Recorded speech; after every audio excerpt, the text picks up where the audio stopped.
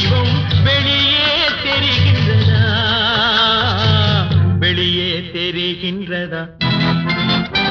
கடவுள் இருக்கின்றார், அது உன் கண்ணுக்கு தெரிகின்றதா?